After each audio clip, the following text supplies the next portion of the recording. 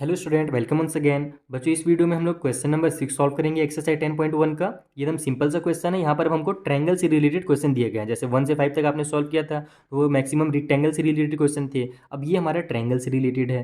तो यहाँ पर आपका बस बेसिक कॉन्सेप्ट क्लियर रहना चाहिए कि पेरीमीटर किसको कहा जाता है। तो चाहे वो रेक्टेंगल में रहे चाहे वो ट्रायंगल में रहे, निकलेगा तो सेम ही, क्योंकि पेरीमीटर यानी कि पेरीमीटर। तो सिंपली आपको कुछ नहीं करना है। यहाँ 3 क्वेश्चन दिए हुए हैं। जैसे कि देखो, पहला हमारे पास जो शेप रहेगा ना ट्रायंगल का, उसके साइड 3 सेंटीमीटर, 4 सेंटीमीटर और 5 सेंटीमीटर, यानी तीनों के तीनों साइड अलग अलग हैं। ठीक है, इसको स्केलन ट्रायंगल बोला जाता है। फिर एक इक्विलेटरल ट्रायंगल दिया हुआ है जिसका साइड जो है वो 9 सेंटीमीटर है, यानी कि ट्रायंगल में टोटल जो 3 साइड होंगे ना, तो तीनों 9 सेंटीमीटर के होंगे, उसका पेरीमीटर निकालना है। और फिर एक आइसोस्केल ट्रायंगल हमको दिया हुआ है। आइसोस्केल ऐसा ट्रायंगल होता है जिसके 2 साइड आपस में इक्वल होते हैं और थर्ड वाला साइड अलग होता है। तो देखो, यहाँ पर बोला भी गया है जो इक्वल वाले साइड है ना वो 8 सेंटीमीटर के हैं और जो थर्ड वाला साइड है वो 6 सेंटीमीटर का है। तीनों कंडीशन में अपने को पेरीमीटर ही निकालना है। तो इसे कैसे सॉल्व करेंगे मैं आपको कॉपी में समझा देता हूँ।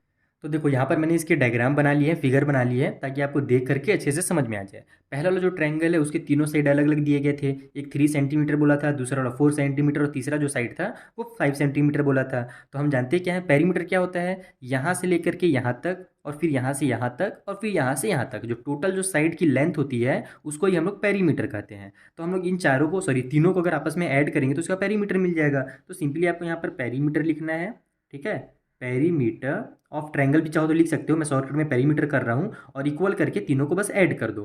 तो ये मेरा 3 प्लस में 4 और प्लस में 5 हो जाएगा। और तीनों सेंटीमीटर में, तो एक बार सेंटीमीटर लिख लो। तो 3 और 4 हमारा हो जाएगा 7, 7 और 5 कितना होता है हमारा 12 होता है। तो इसका जो पेरीमीटर निकल गया वो 12 सेंटीमीटर निकल गया पहले वाले ट्रायंगल का। दूसरा वाला देखो ट्रायंगल हमको बोला गया था इक्वलेटरल है। इक्वलेटरल का मतलब क्या होता है कि तीनों के तीनों साइड आपस में इक्वल होंगे। अगर हमको एक साइड दे दिया गया है 9 सेंटीमीटर, 9 सेंटीमीटर, तो समझ जाओ कि दोनों जो बचे हुए साइड हैं वो भी 9 9 सेंटीमीटर के होंगे। ठीक है, तो अब यहाँ पर भी हम लोग सेम वही कर सकते हैं। पेरीमीटर हमको निकालना है तो हम लोग 9 9 9 3 बार ऐड भी कर सकते हैं। उसके अलावा अगर इक्वलेटरल ट्रायंगल है तो उसका एक सिंपल सा फॉर्मूला बना दो, क्योंकि तीनों देखो साइड सेम है। तो 9 करने से अच्छा है कि मैं 3 × 9 कर देता हूँ, तो भी तो मेरा निकल जाएगा ना। 9 + 9 + 9 27 होगा और 3 × 9 भी मेरा क्या होगा 27 होगा। तो जब कभी भी इक्वलेटरल ट्रायंगल आता है ना तो उसका एक फॉर्मूला होता है। फॉर्मूला ये होता है 3 × साइड।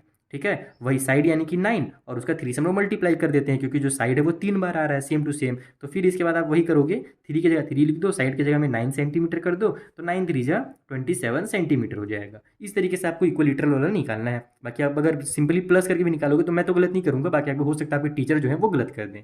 अब देखो थर्ड वाला, थर्ड में हमारे पास आइसोस्केल ट्रायंगल है। आइसोस्केल में दो हमारे जो साइड होते हैं वो आपस में इक्वल होते हैं, थर्ड वाला जो साइड होता है वो अलग होता है। तो दो साइड हमको बोला भी गया था, इक्वल वाले जो साइड है वो 8 सेंटीमीटर के हैं और थर्ड वाला साइड 6 सेंटीमीटर का है। तो जब हम लोग इसका पेरीमीटर निकालेंगे तो इसके लिए भी आप वही काम कर सकते हो कि या तो आप 8 का 2 से मल्टीप्लाई कर दो, क्योंकि देखो 8 + 8 करोगे तो भी 16 आएगा और 2 × 8 कर दोगे तो भी 16 आएगा। तो मैं 2 × 8 कर देता हूँ और प्लस में ये 6 कर देता हूँ। तो 2 8 जाए मेरा 16 हो जाएगा और प्लस में हम लोग जब 6 करेंगे तो 16 और 6 हो जाएगा 22, यानी कि इसका जो पेरीमीटर निकलेगा वो 22 सेंटीमीटर निकलेगा। तो इस तरीके से आपको तीनों की तीनों का पेरीमीटर आसानी से मिल जाएगा। आई होप आपको बहुत अच्छे समझ में आ गया होगा पेरीमीटर क्या होता है ट्रायंगल में। अब हम लोग मिलेंगे नेक्स्ट वीडियो में, जहाँ पर जो आगे के क्वेश्चन है ना जिन्हें ट्रायंगल से रिलेटेड दिया हुआ है उसको भी मैं आपको इसी तरीके से सिंपल मेथड में सॉल्व करना सिखा दूंगा।